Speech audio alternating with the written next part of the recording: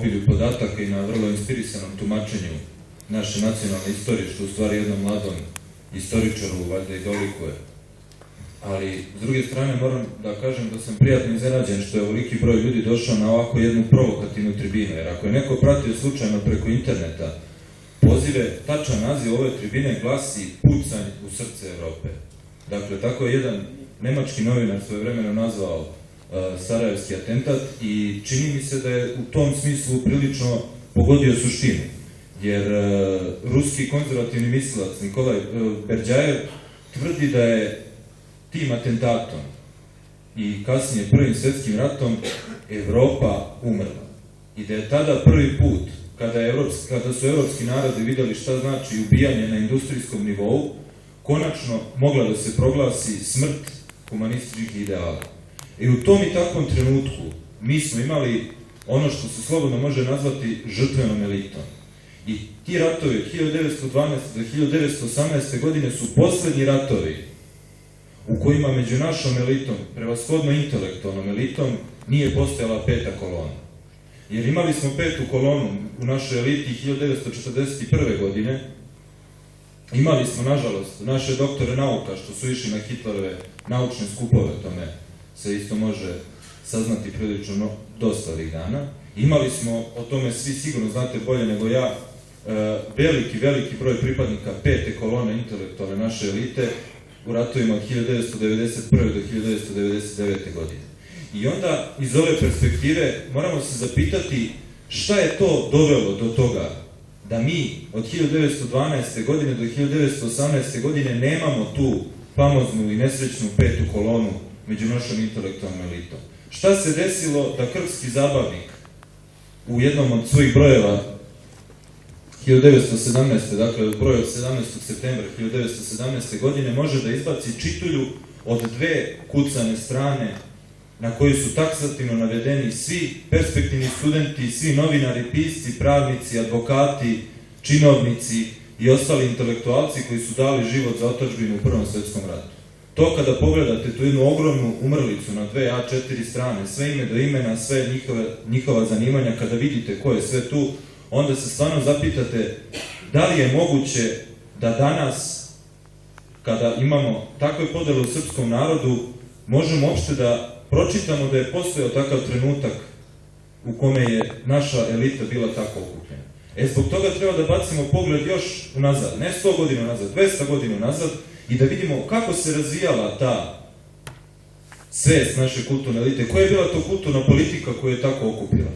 Po mom skromnom mišljenju čini mi se da je u pitanju nasleđe romantičarske ideologije i da svi ti ljudi koji su se okupili su se oko 3 ili 4 vrednosti. Oko borbe za slobodu, oko poštovanja prema žrtvi i oko kulta junaštva. I u ta tri elementa, kako ćemo kasnije vidjeti, mogu se spakovati sve druge ideologije koje su kroz tu predstavu o Srbiji prolazile i odlazile. I takođe, na početku treba reći da je predstava, ideja Srbije, starija od srpske države. Jer i još kada nismo imali državu u 18. veku, Srbija kao ideja postojala je među najumnijim ljudima srpskog naroda, kod Zaharija Felina, kod Jovana Rajića, konačno kod Dositeja Obradovića, koji je ne treba zaboraviti, kada je upisivao univerzitet u Haleu, još 1782. godine u upisnici napisao da dolazi iz Srbije. Dakle, već tada, u to doba prosvetiteljstva, naša kulturna elita ima svest o Srbiji. A ima svest o Srbiji i srpski narod u tadašnjoj Šumadiji i u drugim predalima gde je živeo. Jer iako nije bilo pismenosti, odnosno bilo je manastirske pismenosti, ljudi su pamtili kroz epske pesme. I to iako danas zvuči kao floskula, zaista tačno. Ljudi su pamtili i oni koji su nešto malo bili pismeni kroz takozvane manastirske rodoslove i hronike, o čemu Nemanja sigurno zna više nego ja. I dakle, postojala je jedna ideja o Srbiji kod naše elite i kod prostog naroda. I već sa prvim srpskim ustankom mladi Srbi, koji su tada bili na školovanju po zapadnoj Evropi, počeli su da se organizuju na sličan način na koji se kasnije organizovala Mlada Bosna. Dakle, skoro 100 godina pre osnivanja Mlade Bosne, tog neformalnog njenog aktivizma, mi imamo praobrazac Mlade Bosne u vodećim obrazovnim centrima Srednje Evrope. Dakle, u Gracu, u Beču, Segedinu, u Požuju imamo organizacije srpskih studenta pokušaje da formiraju svoje časopise.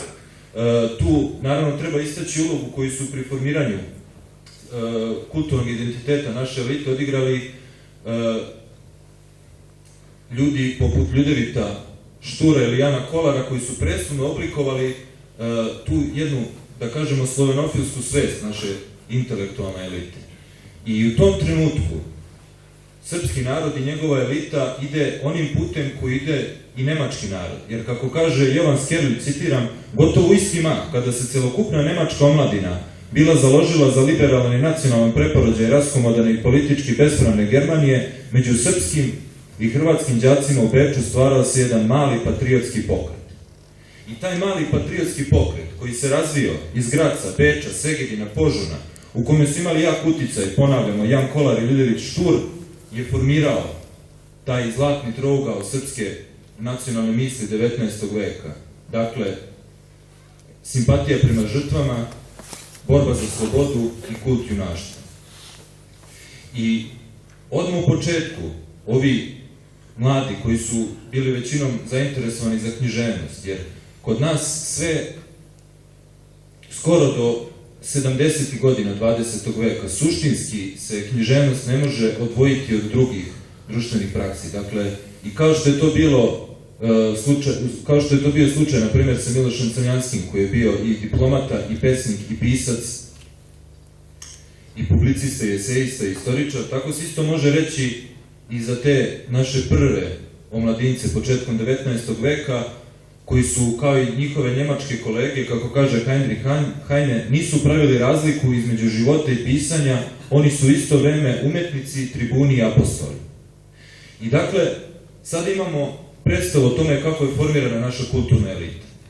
Naravno, tome formiranju naše kulturne elite treba dodati i određenu dozu antizapadnjaštva, jer koliko god da su naši kulturni poslanici se učili liberalnim i tada najmodernijim idejama sa zapada, istovremeno su razlikovali zapadne ideje i zapadne vrednosti.